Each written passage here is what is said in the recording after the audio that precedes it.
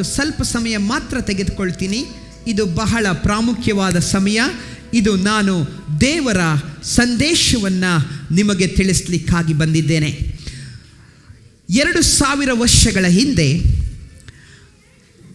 ಮನುಷ್ಯರ ಪಾಪದ ಪರಿಹಾರಕ್ಕಾಗಿ ಯಜ್ಞಾರ್ಪಿತನಾಗಲಿಕ್ಕಾಗಿ ವಿರಾಟ ಸ್ವರೂಪನಾದಂಥ, ಅಂದರೆ ಮಾನವನಾಗಿ ಓಂಕಾರವೆಂಬುವಾತನು, ಅಂದರೆ ವಾಕ್ಯವೆಂಬುವಾತನು, ಅವನು ಜಗತ್ರಕ್ಷಕನಾಗಿ ಮನುಕುಲದ ಉದ್ಧಾರಕ್ಕಾಗಿ ಮಾನವರನ್ನು ಆತನು ಪಾಪದಿಂದ ಅವರನ್ನು ಬಿಡಿಸಿ, ಅವರನ್ನು ಪಾಪಗಳಿಂದ ವಿಮೋಚಿಸಿ ಮೋಕ್ಷ ಪ್ರಾಪ್ತವನ್ನು ಮಾಡಲಿಕ್ಕಾಗಿ ದೇವರು ನರಾತ ಅವರನ್ನು ಎತ್ತಿ ಜಗತ್ ಕಲ್ಯಾಣಕ್ಕಾಗಿ ಬಂದಂಥ ಜಗತ್ ರಕ್ಷಕನನ್ನು ಆರಾಧಿಸುವುದೇ ಅದು ನಿಜವಾದ ಕ್ರಿಸ್ಮಸ್ ಆಗಿದೆ.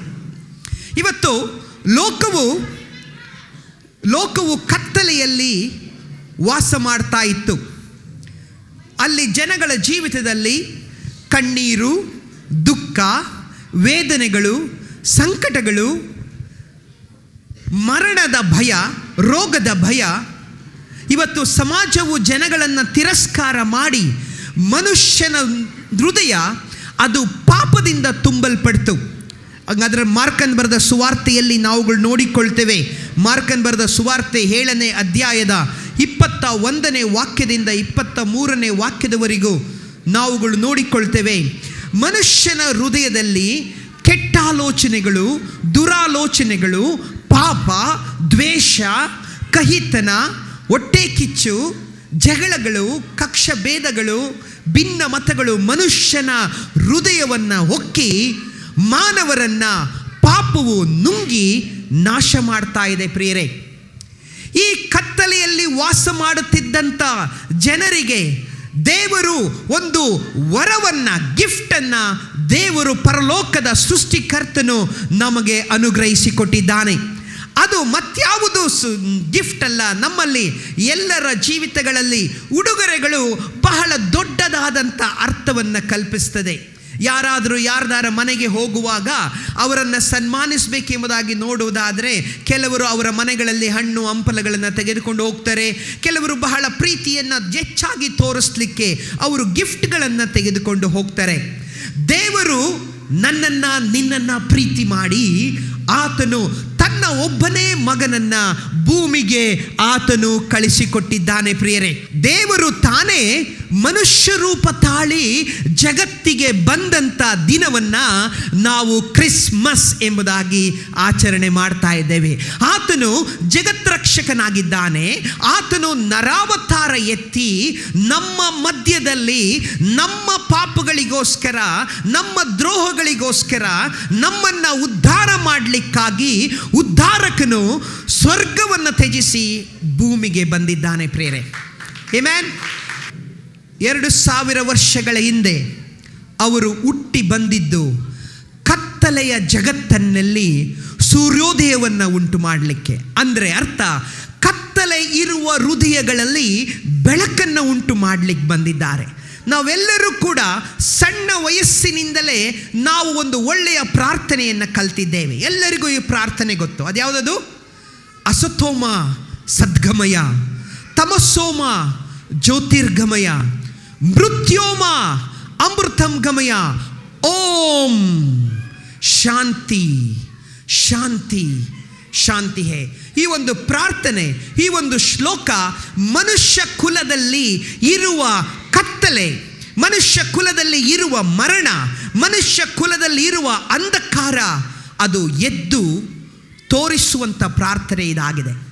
ಈ ಪ್ರಾರ್ಥನೆ ಮೂಲಕ ನಾವು ಭಗವಂತನಲ್ಲಿ ಕೇಳ್ಕೊಳ್ಳೋದೇನೆಂದರೆ, ಅಸತೋಮ ಸದ್ಗಮಯ, ಅಸತ್ಯದಿಂದ ದೇವರೇ ನಮ್ಮನ್ನು ಸತ್ಯದ ಕಡೆಗೆ ನಡೆಸು. ತಮಸೋಮ ಜ್ಯೋತಿರ್ಗಮಯ, ದೇವರೇ ಈ ಕತ್ತಲೆಯ ಜಗತ್ತಿನಿಂದ, ಈ ಪಾಪದಿಂದ ನಮ್ಮನ್ನು ಬೆಳಕಿನ ಕಡೆಗೆ ನಡೆಸು. ಮೃತ್ಯೋಮ ಅಮೃತಂ ಗಮಯ, ಅಂದರೆ ಮರಣದಿಂದ ನಿತ್ಯ ಜೀವದ ಕಡೆಗೆ, ನಿರಂತರವಾದ ಜೀವದ ಕಡೆಗೆ ನಮ್ಮನ್ನು ನಡೆಸು ಎಂಬುದಾಗಿ ನಾವೆಲ್ಲರೂ ಪ್ರಾರ್ಥನೆ ಮಾಡಿದ್ದೇವೆ. ಅದಕ್ಕಾಗಿ ನಾವು ಹೇಳ್ತೇವೆ, ಓಂ ಓಂ ಎಂಬುದಾಗಿ ಹೇಳುವುದಾದರೆ ಆ ಉ ಈ, ಆ ಉ ಈ ಓಂ ಎಂಬುದಾಗಿ ಹೇಳುವುದಾದರೆ, ಆ ಎಂಬುದಾಗಿ ಹೇಳುವುದಾದರೆ ಸೃಷ್ಟಿಕರ್ತನು ಎಂಬುದಾಗಿ ಅರ್ಥ. ಉ, ನಾವು ಓಂಕಾರವನ್ನು ಹೇಳುವಾಗ ಈ 3 ಅಕ್ಷರಗಳು ಸೇರಿ ಓಂಕಾರವಾಗಿದೆ. ಓಂ ಎಂಬುದಾಗಿ ಹೇಳುವುದಾದರೆ ಆ ಉ ಇಂ ಇಸ್ ಈಕ್ವಲ್ ಟು ಓಂ. ಆ ಎಂಬುದಾಗಿ ಹೇಳುವುದಾದರೆ ಸೃಷ್ಟಿಕರ್ತ, ಉ ಎಂಬುದಾಗಿ ಹೇಳುವುದಾದರೆ ರಕ್ಷಕ, ಇಂ ಎಂಬುದಾಗಿ ಹೇಳುವುದಾದರೆ ಕಾಪಾಡುವವ. ಓಂ ಎಂಬುದಾಗಿ ಹೇಳಿದರೆ ಅದರ ಸರಳ ಅರ್ಥ ಸೃಷ್ಟಿಕರ್ತನಾದ ರಕ್ಷಕನೇ ಕಾಪಾಡು ಎಂಬುದಾಗಿ. ಈ ಒಂದು ಓಂಕಾರವೆಂಬುವ ಆತನು ಆದಿಯಲ್ಲಿ ದೇವರ ಬಳಿಯಲ್ಲಿದ್ದನು, ಆತನು ದೇವರಾಗಿದ್ದನು. ಆ ಓಂಕಾರವೆಂಬುವ ಆತನು ನರಾವತಾರ ಎತ್ತಿ 2000 ವರ್ಷಗಳ ಹಿಂದೆ ಈ ಜಗತ್ತಿನಲ್ಲಿ ಕಾಣಿಸಿಕೊಂಡಂಥ ದಿನವೇ ಅದು ಕ್ರಿಸ್ಮಸ್ ಆಗಿದೆ ಪ್ರೇರೆ. ಈ ಕ್ರಿಸ್ಮಸ್ ನನ್ನ ನಿನ್ನ ಜೀವಿತದಲ್ಲಿ ಮನಃಶಾಂತಿಯನ್ನು, ಸಂತೋಷವನ್ನು, ಹರ್ಷವನ್ನು ತರುವಂಥದ್ದಾಗಿದೆ. ಯೇಸು ಸ್ವಾಮಿ ಈ ಓಂಕಾರವೆಂಬುವ ಆತನು, ಈ ಸೃಷ್ಟಿಕರ್ತನು, ಈ ರಕ್ಷಕನು, ಈ ಕಾಪಾಡುವವನು ಜಗತ್ತಿಗೆ ಹುಟ್ಟಿ ಬಂದಾಗ ಪರಲೋಕ ಹಾಡನ್ನು ಹೇಳ್ತು. ಪರಲೋಕ ಏನನ್ನು ಮಾಡ್ತು? ಪರಲೋಕ ಏನನ್ನು ಮಾಡ್ತು? ಪರಲೋಕ ಏನನ್ನು ಮಾಡ್ತು ಎಲ್ಲರಿಗೂ ಕೂಡ ಗೊತ್ತಿದೆಯಾ? ನಾವು ನೀವು ಹುಟ್ಟುವಾಗ ಮಂದಿ ಹಾಡು ಹೇಳ್ತಾರೆ, ಹ್ಯಾಪಿ ಬರ್ತ್ಡೇ ಟು ಯು ಅಂತ. ಯೇಸು ಸ್ವಾಮಿ ಜಗತ್ತಿಗೆ ಮಾನವನ ಅವತಾರವನ್ನು ತಾಳಿ ಬಂದಾಗ ಸ್ವರ್ಗ ಹಾಡನ್ನು ಹೇಳ್ತು. ಅದು ಲೂಕನು ಬರೆದ ಸುವಾರ್ತೆ ಪವಿತ್ರ ಗ್ರಂಥದಲ್ಲಿ ದೇವರು ಬರೆಸಿದ್ದಂಥ ಮಾತುಗಳು, ಅದು 100ಕ್ಕೆ 100 ಖಂಡಿತವಾಗಿದೆ. ಈ ವೇದ ಹೇಳ್ತದೆ, ಪರಲೋಕದಲ್ಲಿ ದೇವರಿಗೆ ಮಹಿಮೆ, ಭೂಮಿಯಲ್ಲಿ ಈಗ ಮನುಷ್ಯರಿಗೆ ಸಮಾಧಾನ. ಆಮೆನ್. ಸಮಾಧಾನ. ಇವತ್ತು ಜನಗಳು ಸಮಾಧಾನವನ್ನು ಹುಡುಕಿಕೊಂಡು ಅಲೆಮಾರಿಗಳ ರೀತಿಯಲ್ಲಿ ಅಲೆದಾಡ್ತಿದ್ದಾರೆ. ಇವತ್ತು ಸಮಾಧಾನಕ್ಕಾಗಿ, ಶಾಂತಿಗಾಗಿ ನಾವು ಮಾಡಿದ ಪ್ರಾರ್ಥನೆಯಲ್ಲಿ ಶಾಂತಿಯೂ ಸಹ ಇದೆ. ನಾನು ಆ ಮ್ಯಾಟ್ರಿಗೆ ಬರ್ತೀನಿ. ಮನುಷ್ಯನು ಸಮಾಧಾನವನ್ನು ಹುಡುಕಿಕೊಂಡು ಅಲೆದಾಡಿ ಸಮಾಧಾನ ಸಿಗದೆ, ಶಾಂತಿ ಸಿಗದೆ, ಸಂತೋಷ ಸಿಗದೆ ಅವನು ಮತ್ತೆ ಒಂಟಿತನದಲ್ಲಿ, ಖಾಲಿತನದಲ್ಲಿ ತನ್ನ ಜೀವನವನ್ನು ಕಳೀತಾ ಇದ್ದಾನೆ. ಅದಕ್ಕೋಸ್ಕರ ಮನುಷ್ಯ ತನ್ನಲ್ಲಿರುವ ಖಾಲಿತನವನ್ನು ತೃಪ್ತಿ ಮಾಡಲಿಕ್ಕೆ ಏನು ಮಾಡ್ತಿದ್ದಾನೆ ಗೊತ್ತಾ? ಈ start achieving the things of this world. ಈ ಲೋಕದ ಸಂಗತಿಗಳನ್ನು ಪಡ್ಕೊಳ್ಳಿಕ್ಕೋಸ್ಕರ ಹೋರಾಡ್ತಿದ್ದಾನೆ. ಆ ಖಾಲಿ ಬಿಟ್ಟ ಜಾಗವನ್ನು ತುಂಬಲಿಕ್ಕಾಗಿ ಸ್ಟಡಿ ಮೇಲೆ ಸ್ಟಡಿ ಮಾಡ್ತಿದ್ದಾನೆ. ಆದರೂ ಅವನಿಗೆ ತೃಪ್ತಿ ಇಲ್ಲ. ಅವನು ಮನೆಗಳ ಮೇಲೆ ಮನೆಗಳನ್ನ ಕಟ್ತಿದ್ದಾನೆ. ಕಟ್ಟಿದ ಮೇಲೆ ಎಲ್ಲ ನೋಡಿ ಒಂದು ಸ್ಟೇಟಸ್ ಇಟ್ಕೊಂಡ ಮೇಲೆ 1 ವರ್ಷ ಆದಮೇಲೆ ಅದು ಕೂಡ ಕುಂದೋಗ್ತದೆ. ಮನೆ ಕಟ್ಟಿದರೆ ಸಮಾಧಾನ ಇಲ್ಲ, ಒಂದು ಒಳ್ಳೆ ಬೆಸ್ಟ್ ಕಾರ್ ತಗೊಂಡ್ರೆ ಸಮಾಧಾನ ಇಲ್ಲ, ಒಂದು ಒಳ್ಳೆ ಉನ್ನತವಾದ ಅಚೀವ್ಮೆಂಟ್ಗಳನ್ನ ಮಾಡಿದರೂ ಸಮಾಧಾನ ಇಲ್ಲ. ಯಾಕಂದರೆ ಸಮಾಧಾನ ಸಂಪಾದಿಸ್ಲಿಕ್ಕಾಗಲ್ಲ ಪ್ರಿಯರೇ. ಇವತ್ತು ನಮ್ಮ ಮಕ್ಕಳು ತುಂಬ ಚೆನ್ನಾಗಿ ನರ್ತನೆಯನ್ನು ಮಾಡಿ, ಹಾಡುಗಳ ಮೂಲಕವಾಗಿ, ಸಂಗೀತದ ಮೂಲಕವಾಗಿ, ನೃತ್ಯದ ಮೂಲಕವಾಗಿ, ನಾಟಕದ ಮೂಲಕವಾಗಿ ಒಂದು ಉನ್ನತವಾದ ಸಂದೇಶವನ್ನು ಕೊಟ್ಟರು. ಅದೇನೆಂದರೆ, ಭಗವಂತನು ಮಾತ್ರ ಮನುಷ್ಯನಿಗೆ ಸಮಾಧಾನ ಕೊಡಲಿಕ್ಕೆ ಸಾಧ್ಯ. ಯಾಕಂದರೆ ನಾವು ಆತನ ನಿರ್ಮಾಣ ಆಗಿದ್ದೇವೆ. ಇವತ್ತು ನಾನು ಏನಕ್ಕೆ ಇವೆಲ್ಲ ಮಾತಾಡ್ತಿದ್ದೀನಿ ಅಂದರೆ ಪ್ರಿಯರೇ, ಮನುಷ್ಯನು ಶಾಂತಿ ಸಮಾಧಾನವನ್ನು ಇಲ್ಲದೆ ವ್ಯಭಿಚಾರಗಳಲ್ಲಿ, ಕೊಲೆಗಳನ್ನು ಮಾಡುವುದರ ಮೂಲಕ, ತನ್ನನ್ನು ತಾನು ಸ್ಥಾಪನೆ ಮಾಡಿಕೊಳ್ಳುವುದರ ಮೂಲಕ, ಏನು ನಾನು, ನನ್ನದು, ನನಗೆ ಎಂಬುವ ಅಹಂಕಾರದಿಂದ ಮನುಷ್ಯನು ಮೆರೀತಾ ಇದ್ದಾನೆ. ಯಾಕಂದರೆ ಪಾಪ ಅವನನ್ನು ಆಕ್ರಮಣ ಮಾಡಿದೆ. ಪಾಪ ಎಲ್ಲಿಂದ ಬಂತು? ದೇವರಿಂದ ದೂರ ಹೋದದ್ದರಿಂದ ಮನುಷ್ಯನಲ್ಲಿ ಪಾಪ ಪ್ರವೇಶಿಸಿತು. ಅದಕ್ಕೆ ದೇವರ ವಾಕ್ಯದಲ್ಲುಂಟು, ಯೇಸು ಸ್ವಾಮಿ ಆತನು ಮಗುವಾಗಿ ಹುಟ್ಟಿ ಬಂದಾಗ ದೇವದೂತರುಗಳು ಯೇಸುವಿನ ಬಗ್ಗೆ ಮಾತನಾಡಿದರು. ಅದು ಏನೆಂದರೆ, ಇಗೋ ಒಬ್ಬ ಕನ್ನಿಕೆಯಾಗಿ ಮಗುವನ್ನು ಹಡೆಯುವಳು, ಆ ಮಗುವಿಗೆ ನೀನು ಇಮ್ಮಾನುವೇಲನೆಂದು ಹೆಸರಿಡಬೇಕು, ಯಾಕಂದರೆ ಆತನು ಯೇಸು ಆಗಿದ್ದಾನೆ. ಆ ಯೇಸು ಅಂದರೆ ಮನುಷ್ಯರನ್ನು ಪಾಪದಿಂದ ಬಿಡಿಸುವವನು ಎಂಬುದಾಗಿ. ಓಕೆ, ಮನುಷ್ಯರನ್ನು ಪಾಪದಿಂದ ಬಿಡಿಸುವವರು ಎಂಬುದಾಗಿ. ಈ ಯೇಸು ಹುಟ್ಟಿ ಬಂದಿದ್ದೇ ಮನುಷ್ಯರನ್ನು ಪಾಪದಿಂದ ಬಿಡಿಸಿ ರಕ್ಷಿಸಲಿಕ್ಕೋಸ್ಕರ ಪ್ರಿಯರೇ. ಆಮೆನ್. ಆತನು ಬಂದಿದ್ದು ನನ್ನನ್ನು ನಿನ್ನನ್ನು ಬಿಡಿಸ್ಲಿಕ್ಕಾಗಿ. ಆತನು ಬಂದಿದ್ದು ನಿನ್ನ ಪಾಪಗಳಿಂದ ನನ್ನನ್ನು ಬಿಡಿಸಿ ನೀತಿವಂತನಾಗಿ ಬದುಕಲಿಕ್ಕಾಗಿ. ಇವತ್ತು ಲೋಕದಲ್ಲಿ ಸಾವಿರಾರು ಜನರು ಯೇಸುವಿನ ಕಡೆ ಬರ್ತಿದ್ದಾರೆ. ಯಾಕಂದರೆ ಯೇಸುವೇ ಪರಮ ರಕ್ಷಕನಾಗಿದ್ದಾನೆ, ಯೇಸುವೇ ಜಗತ್ ರಕ್ಷಕನಾಗಿದ್ದಾನೆ, ಯೇಸುವೇ ನನ್ನನ್ನು ನಿನ್ನನ್ನು ಪಾಪದಿಂದ ಬಿಡಿಸುವವನಾಗಿದ್ದಾನೆ, ಯೇಸುವೇ ನಿನ್ನ ಐಡೆಂಟಿಟಿಯನ್ನು ಸ್ಥಾಪಿಸುವವನಾಗಿದ್ದಾನೆ. ನಾನು ಕೇಳಿದ್ದೇನೆ, ಸುಮಾರು ಹಿರಿಯರು ಗುರುಗಳು ಹೇಳುವ ಮಾತುಗಳನ್ನು, ನಿನ್ನ ಪಾಪಗಳು ತೊಳಿಬೇಕಂದ್ರೆ 7 ಜನ್ಮವನ್ನು ಎತ್ತಬೇಕಪ್ಪ, ಸರಳಿಲ್ಲ ಅಂತ ಹೇಳಿದ್ರು ಒಬ್ಬರು.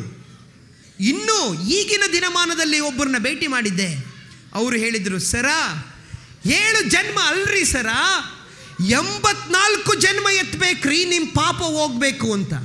ಅದಕ್ಕೆ ನಾನು ಅವ್ರಿಗೆ ಹೇಳಿದೆ, ಅವ್ವ ಬರವ ಇಲ್ಲಿ ಕೇಳವ ನನ್ನ ಮಾತೊಂಚೂರು, ಕೇಳಿ ಜನರೇ, ಹಾಡ ಕೇಳಿ ಜನರೇ ಅಂತ ಅವ್ರು ಹೇಳಿದ್ರಲ್ಲ, ಅದೇ ಥರ ಕೇಳ್ರಿ ನನ್ನ ಜನರೇ.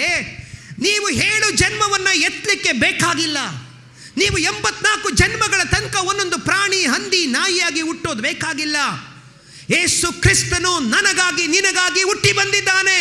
ಯಾಕಂದರೆ ನಿನ್ನ ಪಾಪವನ್ನು ತೊಳಿಲಿಕ್ಕಾಗಿ. ನಿನಗೆ 7 ಜನ್ಮ ಬೇಕಾಗಿಲ್ಲ. ಈ ಪವಿತ್ರವಾದ ಈ ಮಾನವ ಜನ್ಮ ಸಾಕು. ಈ ಜನ್ಮದಲ್ಲೇ ನನ್ನನ್ನು ಬಿಡಿಸಲಿಕ್ಕೆ ಯೇಸು ಧರೆಗಿಳಿದು ಬಂದಿದ್ದಾರೆ. ಇವರು ಯಾವುದೋ ಒಂದು ಜಾತಿಗಾಗಿ ಸಂಬಂಧಪಟ್ಟವರಲ್ಲ. ಈ ಲೋಕದಲ್ಲಿ ಇರುವ ಎಲ್ಲ ಕುಲ, ಭಾಷೆ, ಜಾತಿ, ಜನಕ್ಕೆ ಸಂಬಂಧಪಟ್ಟವನು ಯೇಸು ಆಗಿದ್ದಾನೆ. ಈ ನಿತ್ಯ ಜೀವ ಯೇಸು ಮಾತ್ರ ಕೊಡ್ಲಿಕ್ಕೆ ಸಾಧ್ಯ. ಈ ನಿತ್ಯ ಜೀವವನ್ನು ಆತನು ಮಾತ್ರ ಕೊಡ್ಲಿಕ್ಕೆ ಸಾಧ್ಯ. ಹೇಗೆ ಕೊಟ್ಟ? ತನ್ನನ್ನೇ ತಾನು ಅರ್ಪಣೆ ಮಾಡೋದ್ರ ಮೂಲಕ ನಮಗೆ ನಿತ್ಯ ಜೀವವನ್ನು ಸಂಪಾದನೆ ಮಾಡಿ, ತನ್ನ ರಕ್ತದಿಂದ ನನ್ನ ಪಾಪವನ್ನು ತೊಳೆದು ನನ್ನನ್ನು ಮುಕ್ತಿ ಮಾಡಿ. ಅದಕ್ಕೆ ನಾನು ಆಗಲೇ ಒಂದು ಮಾತನ್ನು ಹೇಳಿದೆ.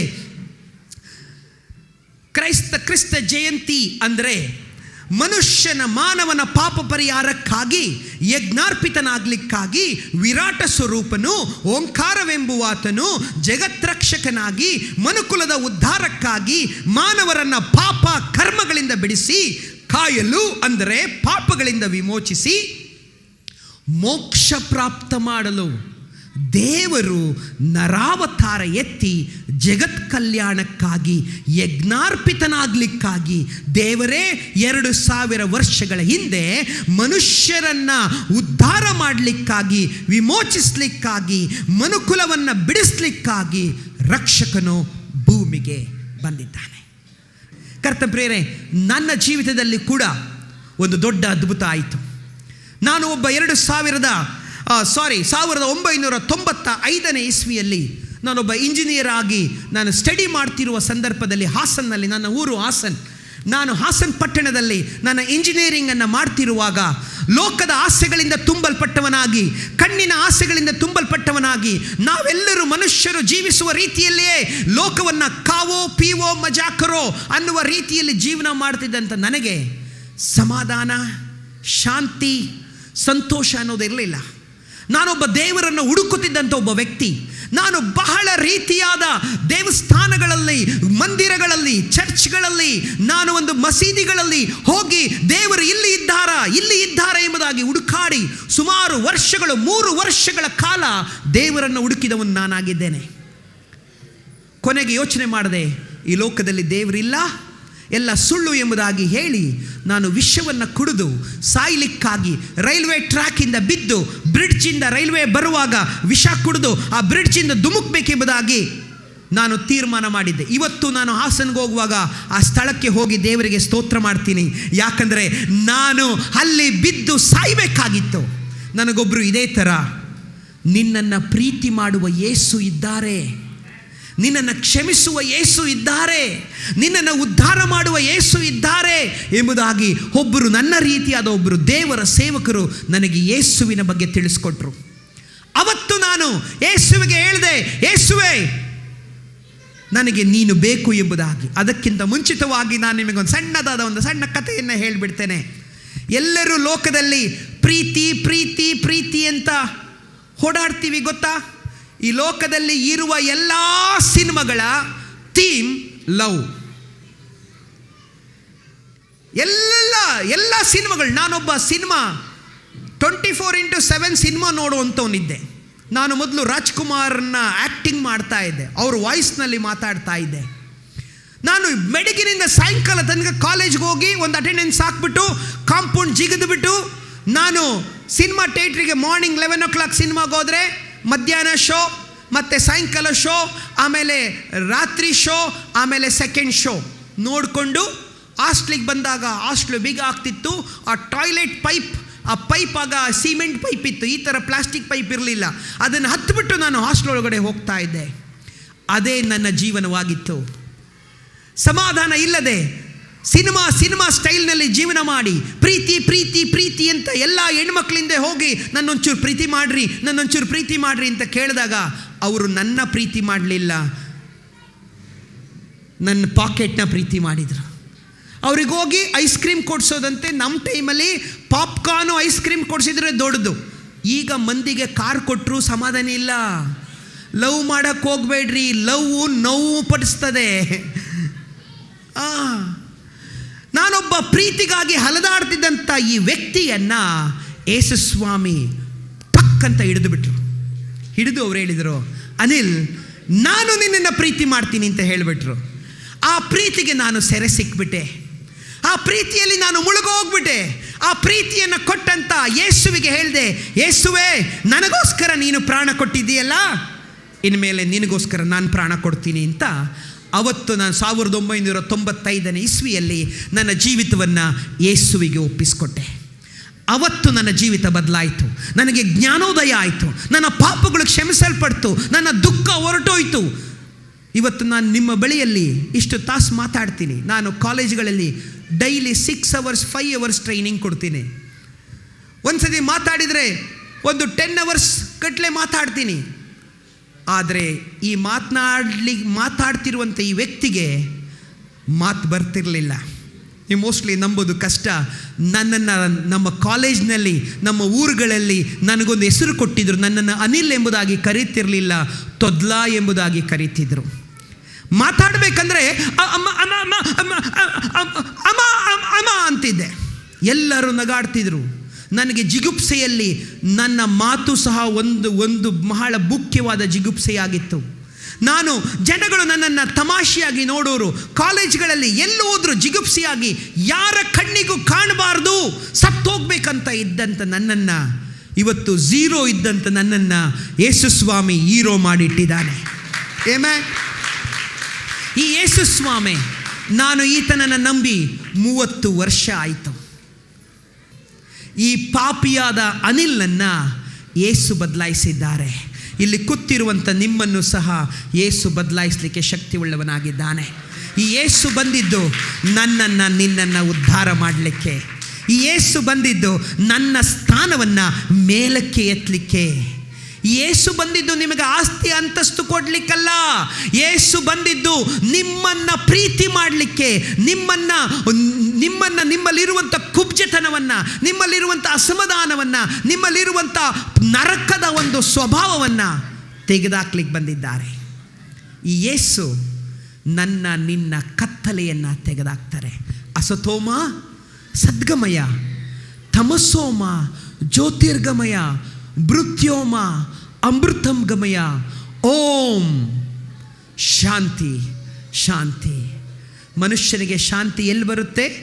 ಯೇಸು ಇದ್ದರೆ ಶಾಂತಿ ಅಲ್ಲಿದೆ. ಯೇಸು ನಿನ್ನ ಜೀವಿತದಲ್ಲಿದ್ದರೆ ಸಮಾಧಾನ ಅಲ್ಲಿದೆ. ಈ ಸಮಯದಲ್ಲಿ ನಾನು ನಿಮಗೆ ಕೇಳ್ತೇನೆ, ನಿಮಗೆ ಯಾರಿಗಾದರೂ ಬಿಡುಗಡೆ ಬೇಕಿದ್ರೆ, ನಿಮಗೆ ಯಾರಿಗಾದರೂ ಸ್ವಸ್ಥತೆ ಬೇಕಿದ್ರೆ, ನಿಮಗೆ ಈ ಯೇಸು ಬೇಕಿದ್ರೆ, ನೀವು ಎಲ್ಲಿ ಇರ್ತೀರೋ ಅಲ್ಲೇ ಈ ಅಮೂಲ್ಯವಾದಂಥ ಮನುಷ್ಯರಿಗೆ ಸಿಗಲಾರದಂಥ ಈ ದೇವರು ಈಗ ನಮ್ಮ ಬಳಿ ಬಂದಿದ್ದಾನೆ. ಆತನು ನಮ್ಮ ಮಧ್ಯದಲ್ಲಿದ್ದಾನೆ, ನಮ್ಮನ್ನು ಬಿಡುಗಡೆ ಮಾಡಲಿಕ್ಕಾಗಿ ಕಾಯ್ತಿದ್ದಾನೆ. ನಿಮ್ಮಲ್ಲಿ ಯಾರಿಗಾದರೂ ಈ ಯೇಸು ಬೇಕು ಎಂಬುದಾಗಿ ಯೋಚನೆ ಮಾಡುವುದಾದರೆ ನನ್ನನ್ನು ಭೇಟಿ ಮಾಡ್ಬೋದು. ನನ್ನನ್ನು ಭೇಟಿ ಮಾಡಲಿಲ್ಲ ಅಂದ್ರೂ ನೀವು ಬಾಯಿಂದ ಅರಿಕೆ ಮಾಡಿ ಹೃದಯದಿಂದ ನೀವು ನಂಬಿದರೆ ಯೇಸು ಕ್ರಿಸ್ತನು ನನಗಾಗಿ ಸತ್ತು, ನನಗಾಗಿ ಉಣಲ್ಪಟ್ಟು, ನನಗಾಗಿ ಜೀವಿತಕ್ಕಾಗಿ ಎದ್ದು ಬಂದಿದ್ದಾನೆ, ಈಗ ನನ್ನ ಪಾಪಗಳನ್ನು ಕ್ಷಮಿಸ್ತಾನೆ, ನನ್ನ ಹೃದಯದ ನಾಯಕ, ಇಷ್ಟು ಹೇಳಿಬಿಟ್ರೆ ನಿಮ್ಮೊಳಗಡೆ ಯೇಸು ಬರ್ತಾರೆ. ಯೇಸು ನಿಮ್ಮೊಳಗಡೆ ಬಂದ್ಬಿಟ್ರೆ ಕತ್ತಲೆ ಹೊರಟೋಗ್ತದೆ, ಪಾಪ ಹೊರಟೋಗ್ತದೆ, ಕಣ್ಣೀರು ಹೊರಟೋಗ್ತದೆ, ದುಃಖ ಹೊರಟೋಗ್ತದೆ, ಶಾಪ ಹೊರಟೋಗ್ತದೆ. ನಿಮ್ಮನ್ನು ನಿಜವಾದ ಮಾನವನನ್ನಾಗಿ, ನಿನ್ನನ್ನು ನಿಜವಾದ ಮಾನವನು ಮಾತ್ರ ಅಲ್ಲ, ದೈವ ಮಾನವನಾಗಿ ದೇವರು ಮಾಡಲಿಕ್ಕಾಗಿ ಬಂದಿದ್ದಾನೆ. ಬರೀ ಯಾರೋ ಒಬ್ಬರು ದೈವ ಮಾನವರಲ್ಲ, ನಾವೆಲ್ಲರೂ ದೈವ ಮಾನವರು ಪ್ರಿಯರೇ. ಇದು ಬಹಳ ಇಂಪಾರ್ಟೆಂಟು. ನಾವು ಯಾರ್ದೋ ಒಬ್ಬರ ಹತ್ರ ಹೋಗ್ಬಿಟ್ಟು ನೀವು ದೈವ ಮಾನವರು ಅಂತ ಹೇಳ್ತೀವಿ. ನೋ, ನಮ್ಮನ್ನು ಎಲ್ಲರನ್ನ ದೈವ ಮಾನವನಾಗಿ ಮಾಡಲಿಕ್ಕೆ ದೇವರೇ ನರಾವತಾರ ಎತ್ತಿ ಬಂದಿದ್ದಾನೆ. ಅದರಿಂದ ನೀವು ದೈವ ಮಾನವರಾಗಲಿ ಆಗಬೇಕಂದ್ರೆ ಈ ಯೇಸುವನ್ನು ನೀವು ಸ್ವೀಕರಿಸಿಕೊಳ್ಳುವುದಾದರೆ, ಈ ಯೇಸುವಿನ ಮೇಲೆ ವಿಶ್ವಾಸ ಇಡುವುದಾದರೆ, ನಿಮ್ಮ ಹೃದಯವನ್ನು ಆತನಿಗೆ ಒಪ್ಪಿಸ್ಕೊಡುವುದಾದರೆ, ಆ ಯೇಸು ಜಗತ್ತಿನಲ್ಲಿ ಜನಿಸಿ ಬಂದ, ನಿಮ್ಮ ಹೃದಯದಲ್ಲಿ ಜನಿಸ್ತಾನೆ. ಅವನು ಜನಿಸಿಬಿಟ್ರೆ ಅವನು ಬಂದಂಥ ಎಲ್ಲ ಕಾರ್ಯಗಳು ನಿನಗೆ ಪ್ರಾಪ್ತವಾಗ್ತದೆ. ಇದೇ ಪರಲೋಕದಿಂದ ನಿನಗೆ ಬಂದಂಥ ಗಿಫ್ಟ್. ಅದರಿಂದ ನಾವು ನಿಮಗೆ ಯಾವ ಗಿಫ್ಟ್ ಕೊಡಲಿಕ್ಕೆ ಸಾಧ್ಯವಿಲ್ಲ. ನಾವು ನಿಮ್ಮನ್ನು ಮಾತಾಡಿಸಿ ಪ್ರೀತಿ ಮಾಡಿ ನಿಮಗೊಂದು ಒಳ್ಳೆ ಭೋಜನವನ್ನು ಕೊಡ್ಬೋದಷ್ಟೇ. ಆದರೆ ಪರಲೋಕದ ದೇವರು ತನ್ನನ್ನೇ ಬರಿದು ಮಾಡಿಕೊಂಡು ತನ್ನನ್ನೇ ನಿಮಗೆ ದಾರಿಯಾಗಿ ಎರೆದುಕೊಟ್ಟಿದ್ದಾನೆ.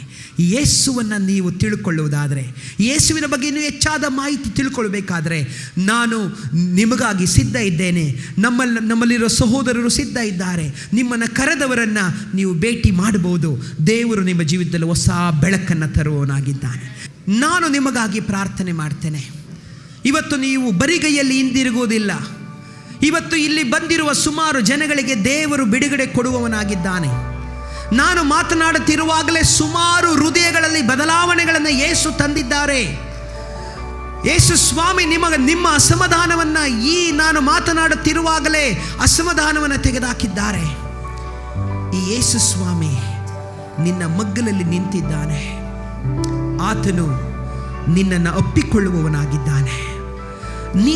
ನೀನು ಪಾಪ ಮಾಡಿರಬಹುದು, ನೀನು ತಪ್ಪು ಮಾಡಿ ನಿನ್ನಲ್ಲಿ ಮನಸ್ಸಾಕ್ಷಿ ನಿನ್ನನ್ನು ಚುಚ್ಚುತ್ತಿರ್ಬೋದು. ನಾನೊಬ್ಬ ಪಾಪಿ, ನಾನು ತಪ್ಪು ಮಾಡಿದ್ದೇನೆ, ನಾನು ಕತ್ತೆತ್ತಿ ಜೀವನ ಮಾಡಲಿಕ್ಕಾಗಲ್ಲ, ನನ್ನಲ್ಲಿ ಕುಬ್ಜತನ ಇದೆ, ನನ್ನನ್ನು ಪ್ರೀತಿ ಮಾಡೋರು ಯಾರು ಇದ್ದಾರೋ ಎಂಬುದಾಗಿ ನೀವು ಕೇಳುವುದಾದರೆ ಯೇಸು ಹೇಳ್ತಿದ್ದಾರೆ, ಮಗಳೇ ಮಗನೇ, ನಿನ್ನನ್ನು ಪ್ರೀತಿ ಮಾಡುವವನು ನಾನಿದ್ದೇನೆ ಎಂಬುದಾಗಿ. ಪರಲೋಕ ಭೂಲೋಕವನ್ನು ಸೃಷ್ಟಿ ಮಾಡಿದ ತಂದೆಯೇ, ಪ್ರಿಯ ಮಕ್ಕಳನ್ನು ಕರ್ತನೆ ನೀನು ಆಶೀರ್ವದಿಸು ಎಂಬುದಾಗಿ ನಿನ್ನ ಮಗನಾದ ನಿನ್ನ ಸೇವಕನಾದ ನಾನು ಪ್ರಾರ್ಥನೆ ಮಾಡ್ತೇನೆ. ಸ್ವಾಮಿ, ನನ್ನನ್ನು ಬದಲಾಯಿಸಿದ ಯೇಸುವೆ, ಈ ಜಗತ್ತನ್ನು ಪ್ರೀತಿ ಮಾಡಿ ನಮ್ಮ ಪಾಪಗಳನ್ನು ತೆಗೆದುಹಾಕಿ ನಮಗೆ ಸುಶಾಂತಿಯನ್ನು ಉಂಟು ಮಾಡಿ ನಮ್ಮನ್ನು ಕತ್ತಲೆಯಿಂದ ಬೆಳಕಿಗೆ, ಮರಣದಿಂದ ಜೀವಕ್ಕೆ ಸ್ವಾಮಿ, ಅಸತ್ಯದಿಂದ ಸತ್ಯದ ಕಡೆಗೆ ನಮ್ಮನ್ನು ಬಿಡಿಸ್ಲಿಕ್ಕಾಗಿ ನೀನು ಸ್ವಾಮಿ ಸೃಷ್ಟಿಕರ್ತನಾದವನು, ರಕ್ಷಕನಾದವನು, ಕಾಪಾಡಲಿಕ್ಕಾಗಿ ಬಂದಿದ್ದೀಯಲ್ಲ ಯೇಸುವೇ. ಈ ಮಕ್ಕಳನ್ನು ಆಶೀರ್ವಾದ ಮಾಡು, ಇವರ ಪಾಪಗಳನ್ನು ತೊಳೆ, ಇವರ ಕರ್ತನೆ ಮನೋನೇತ್ರಗಳನ್ನು ತೆರೆಯ ಮಾಡು. ಇವರ ಜೀವಿತದಲ್ಲಿ ಅವರು ಕೈಯಾಕುವ ಕೆಲಸಗಳಲ್ಲಿ ಅಭಿವೃದ್ಧಿಯನ್ನು ಕೊಡು. ಬಡತನ ನೀಗಿ ಹೋಗಲಿ, ದರಿದ್ರ ಇವರನ್ನು ಬಿಟ್ಟು ಹೋಗಲಿ ಸ್ವಾಮಿ. ಯಾರು ಕೊರತೆಯಲ್ಲಿದ್ದಾರೋ, ಯಾರು ಕಣ್ಣೀರಲ್ಲಿದ್ದಾರೋ, ಯಾರು ಸಮಸ್ಯೆಯಲ್ಲಿದ್ದಾರೋ ಅವರಿಗೆ ಯೇಸುವಿನ ನಾಮದಲ್ಲಿ ಬಿಡುಗಡೆ ಆಗಲಿ ಸ್ವಾಮಿ. ಈ ಸಮಯದಲ್ಲಿ ನಿನ್ನ ಸೇವಕನಾದ ನಾನು ಪ್ರಾರ್ಥನೆ ಮಾಡ್ತೇನೆ ದೇವರೇ, ಈ ಮಕ್ಕಳ ಮೇಲೆ, ಇವರ ಕುಟುಂಬದ ಮೇಲೆ ನಿನ್ನ ಆಶೀರ್ವಾದ ಇಳಿದು ಬರಲಿ. ಇವರ ದಾಂಪತ್ಯಗಳು ಆಶೀರ್ವದಿಸಲ್ಪಡಲಿ, ಇವರಿಗೆ ಕೊಟ್ಟಂಥ ಮಕ್ಕಳುಗಳು ಆಶೀರ್ವದಿಸಲ್ಪಡಲಿ, ಇವರ ಜೀವಿತಗಳು ಅಭಿವೃದ್ಧಿ ಹೊಂದಲಿ. ಈ ಸಮಾಜದಲ್ಲಿ ತಲೆ ಎತ್ತು ನಿಂತು ಕರ್ತನೆ ಸಮಾಧಾನದಲ್ಲಿ, ಸಂತೋಷದಲ್ಲಿ ನಿನ್ನ ಮಾರ್ಗದಲ್ಲಿ ನಡೆಯುವವರನ್ನಾಗಿ ಮಾಡು. ಈ ಸಮಯ ಕೊಟ್ಟಿದ್ದಕ್ಕಾಗಿ ಸ್ತೋತ್ರ ಇಲ್ಲಿ ಸ್ವಾಮಿ ಶಿರವಾಗಿರುವ ಪ್ರತಿಯೊಬ್ಬರ ಮೇಲೆ ಪರಲೋಕದ ನಿನ್ನ ಆಶೀರ್ವಾದ ನೆಲೆಯಾಗಿರಲಿ. ನೀನು ಆಶೀರ್ವದಿಸು, ನೀನು ಮಹಿಮೆ ಎಂದು ಯೇಸುವಿನ ನಾಮದಲ್ಲಿ ಪ್ರಾರ್ಥನೆಯನ್ನು ಬೇಡಿದ್ದೇವೆ ಪರಲೋಕದ ತಂದೆಯೇ, ಆಮೆನ್.